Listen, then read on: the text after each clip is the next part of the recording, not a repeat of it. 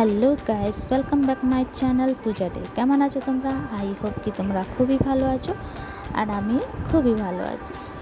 তো ওই যে রান্নাঘরে চলে গেলাম। আজকে বানাবো আমি গুপচুপ। তো কেউ গুপচুপ বলে, কেউ ফুচকা বলে, কেউ পানিপুরি বলে, যার পেসের জন্য নাম ওইটাই বলে। তো তোমরা কি বলো তো কমেন্ট করে জানিও। তো ওই যে আমি নিয়ে নিলাম একটু মটর।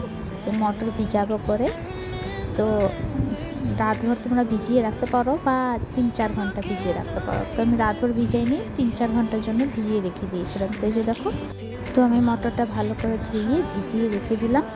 তো এই যে এরপরে নেব একটা বাটি। এই যে দেখো একটা বাটি নিলাম, এর মধ্যে দিয়ে দেবো আমি ইমলি। তো তোমরা গরম জল, একটুখানি গরম জল দিয়ে ভিজাতে পারো, ফলে আমি ঠান্ডা জল দিয়ে ভিজিয়ে রেখেছিলাম। তো 1.5 ঘন্টার জন্য ছেড়ে দিয়েছিলাম। তো এই যে আর এই যে কুকার নিলাম। তারপরে এই যে আমার মটরটা ভিজানো হয়ে গেছিলো। তো এই যে ভালো করে আবার ধুয়ে নিলাম। ধুয়ে তারপরে এই যে কুকারের মধ্যে মটরগুলো দিয়ে দেবো। তারপরে একটু জল দেবো।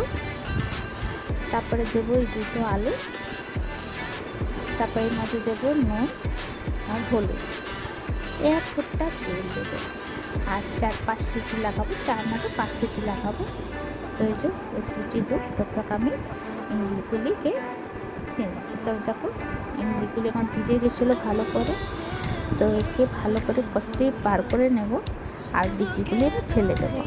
তো এই যে দেখো আমার ইমলির পল্প বের হয়ে গেলো।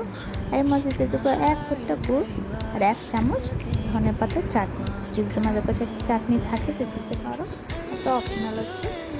তো এর মধ্যে দিয়ে দেবো একটু জল, আর ভালো করে মিলিয়ে নেব। তারপরে দেবো এর মধ্যে পেঁয়াজ কুচি। তারপরে দেবো চাট মশলা,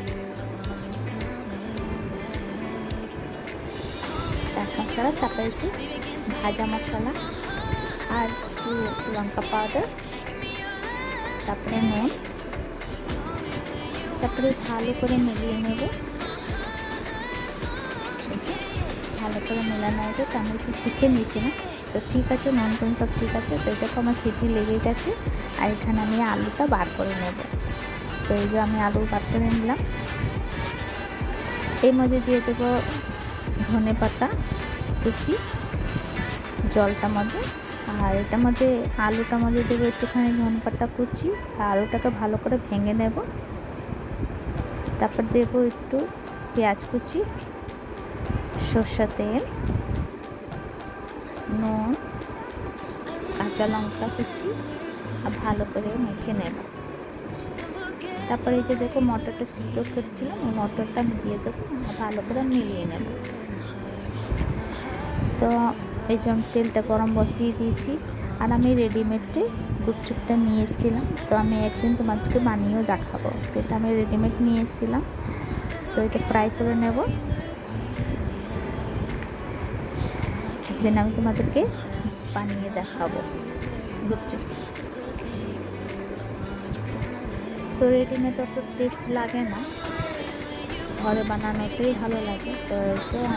তো ঘরে বানিয়ে তোমাদেরকে দেখাবো। তো আমার ভিডিওটা কেমন লাগলো, ভালো লাগলে প্লিজ লাইক, শেয়ার, কমেন্ট করো, সাবস্ক্রাইব করে দিও। আবার নতুন ভিডিওর সঙ্গে দেখা হবে। তো তোমার সঙ্গে ভালো থেকো, সুস্থ থেকো, বাই।